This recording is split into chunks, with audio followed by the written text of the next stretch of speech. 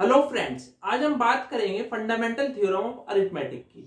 इससे पहले हम फंडामेंटल थ्योरम ऑफ अरिथमेटिक देखें, इससे पहले हम प्राइम नंबर को जानते हैं कि आखिर ये प्राइम नंबर होते क्या है। चलिए देखते हैं। प्राइम नंबर वो नंबर होते हैं जिनके दो फैक्टर होते हैं, वन एंड इटसेल्फ, वो खुद से या वन से डिवाइड होता है। The number which have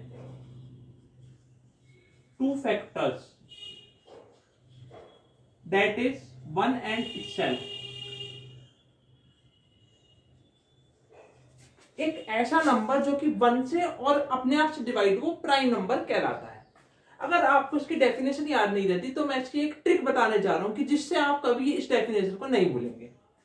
prime number में कितने अल्फाबेट होते हैं? 1 2 3 4 5। कितने अल्फाबेट होते हैं? 5 अल्फाबेट्स होते हैं। कितने अल्फाबेट होता है प्राइम में? 5 अल्फाबेट्स होते हैं। अगर आप 5 को ध्यान से देखेंगे तो एक ऐसा यूनिक नंबर है कि इसके दो फैक्टर होते हैं। किससे डिवाइड होता है ये? 1 से एंड 5 से। किससे डिवाइड हो रहा है? 1 से हो रहा है, ये इटसेल्फ अपने आप से डिवाइड हो रहा है। तो अगर आप डेफिनेशन भूल जाए तो इसके अल्फाबेट गिन लीजिए। कितने अल्फाबेट है? 5 की क्या खासियत है? इसके दो फैक्टर होते हैं, 1 से और खुद से डिवाइड होता है। अब बात करते हैं कंपोजिट नंबर की। कंपोजिट नंबर क्या होते हैं?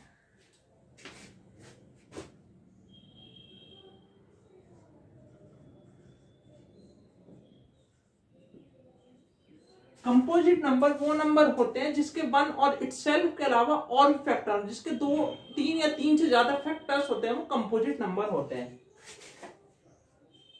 The number which have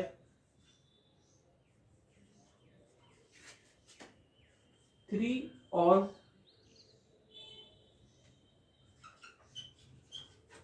more than 3 factors,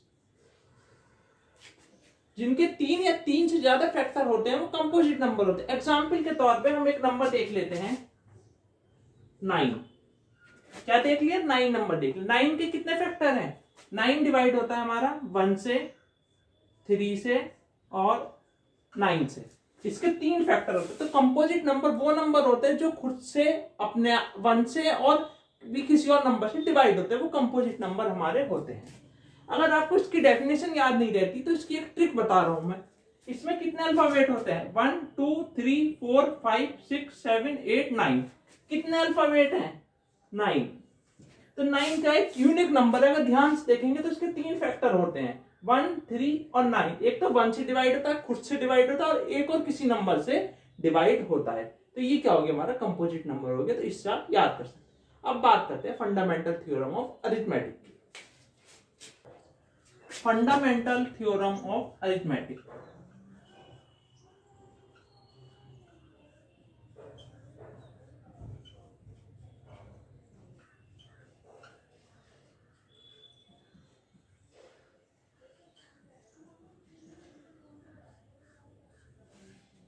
तो ये फंडामेंटल थ्योरम ऑफ अरिथमेटिक क्या होती है, चलिए इसे जानते हैं।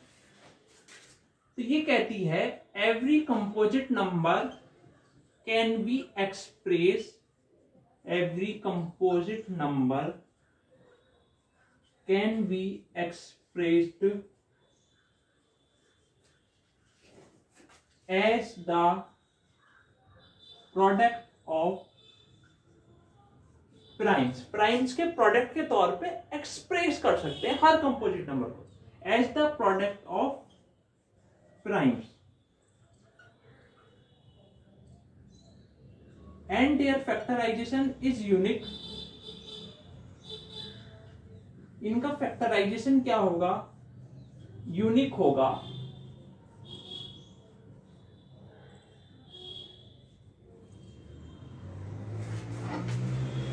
अपार्ट फ्रॉम देयर ऑर्डर, इनके ऑर्डर से कोई फर्क नहीं पड़ेगा। Apart from their order. तो ये होती है फंडामेंटल थ्योरम ऑफ अरिथमेटिक। चलिए एक थ्योरम देखते हैं। ये थ्योरम कहती है कि अगर p प्राइम नंबर है, p कैसा नंबर है? Prime number. If p divides a square, अगर p a स्क्वायर को डिवाइड करेगा, किसे डिवाइड करेगा? p a स्क्वायर को डिवाइड करेगा, देन तब क्या होगा? p divides a। अगर p a स्क्वायर को डिवाइड करेगा तो p a को भी डिवाइड करना चाहिए, जहां पर a क्या होगा? पॉजिटिव इंटीजर होगा। तो ये है हमारी थ्योरम। अब हम बात करते हैं रेशनल नंबर क्या होते हैं। रेशनल नंबर एक ऐसा नंबर जो p अपॉन q की फॉर्म में लिखा जा सके। Any number which can B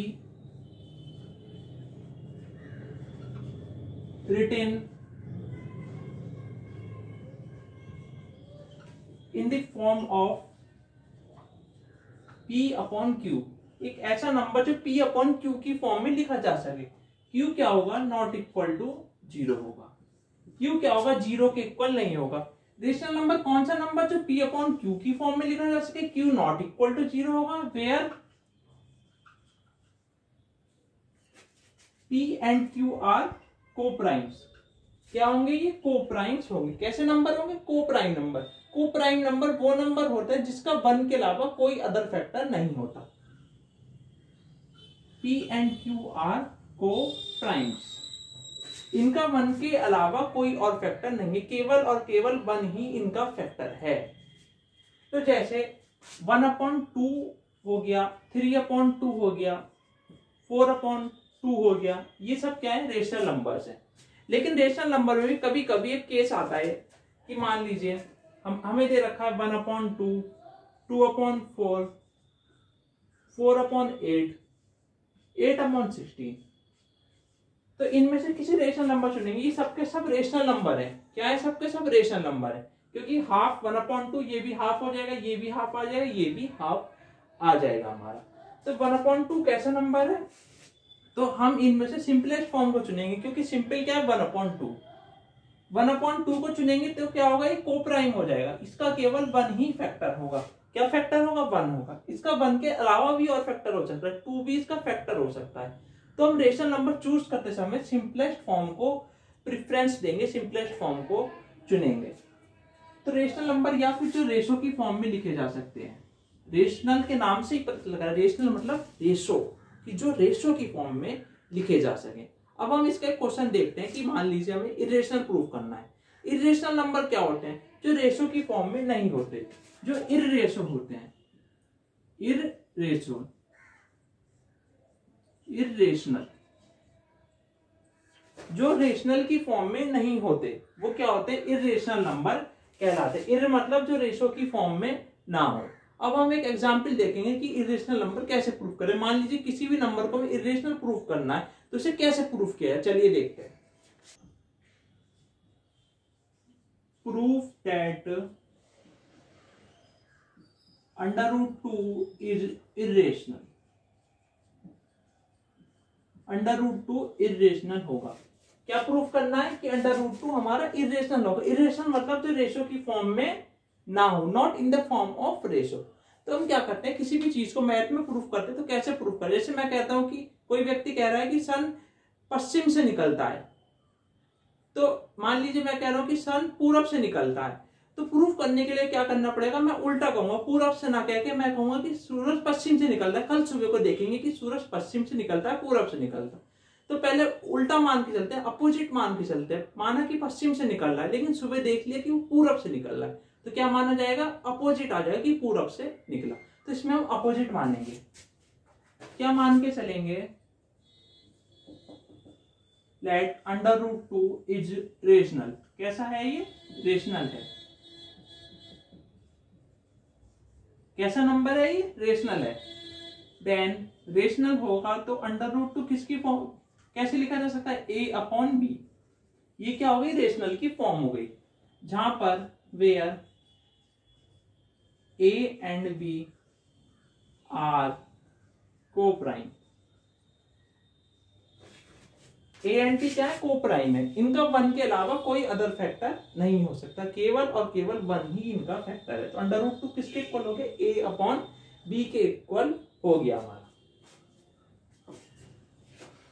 और b क्या है? Not equal to 0।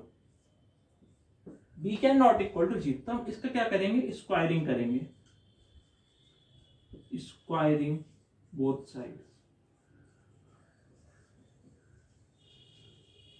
तो 2 का क्या हो गया, ए स्क्वायर अपॉन के बी स्क्वायर, ये क्या हो गया 2b square equal to a square. तो यहां पे 2 किसको डिवाइड कर रहा है, ए स्क्वायर को डिवाइड करेगा, 2 डिवाइड्स ए स्क्वायर।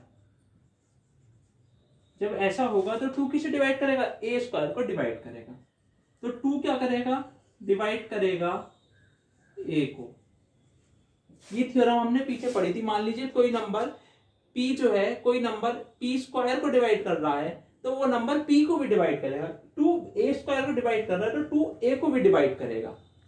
अब यहां क्या करेंगे, हम a को 2r के इक्वल रख देंगे, put a equal to 2r रख सकते हैं या फिर 2c रख सकते हैं, किसमें, इन इक्वेशन नंबर 1 में हम ऐसा रख सकते हैं। तो अब क्या करेंगे, 2b square is equal to 2c का होल स्क्वायर। जब हम इसे इक्वेशन 1 में पुट करेंगे तो 2b स्क्वायर ऐसी कैसी, a की जगह क्या रखा है 2c का स्क्वायर, ठीक है। अब क्या करेंगे, 2b square equal to 4c square. अब ये किसके इक्वल हो गए, b square equal to 2c square. तो क्या होगा हमारे पास, 2 डिवाइड्स b, 2 किसे डिवाइड कर रहा है, b स्क्वायर को डिवाइड कर रहा है। 2 किसे डिवाइड करेगा, b को डिवाइड करेगा। तो हम पे क्या आ गया, a एंड b क्या है, अदर फैक्टर है, 1 के अलावा इनका एक और फैक्टर निकल कर आ गया। तो क्या आ गया, therefore a and b have factor other than 1। 1 के अलावा इनका एक और फैक्टर आ गया, क्या आ गया 2 क्या हो गया, a को भी डिवाइड कर रहा है 2 और b को भी डिवाइड कर रहा है। 2 a को भी डिवाइड कर रहा है और b को भी हमारा डिवाइड कर रहा है। तो a एंड b का क्या हो गया, 2b एक अदर फैक्टर आ गया 1 के अलावा। हमने क्या माना था, को प्राइम मान के चले थे, हमने यहाँ a एंड b को क्या माना था, को प्राइम मान के चले थे। तो हम हमारे पास इसका उल्टा आ गया, क्या आ गया, कॉन्ट्राडिक्शन आ गया।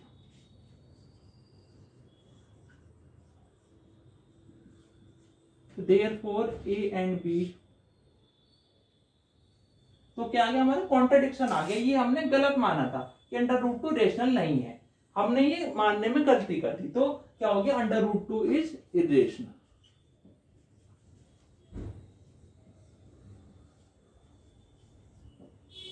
तो ये वीडियो यहीं खत्म करते हैं। वीडियो देखने के लिए थैंक यू फॉर वॉचिंग। मेरे चैनल को सब्सक्राइब कीजिए, शेयर कीजिए। Thank you so much.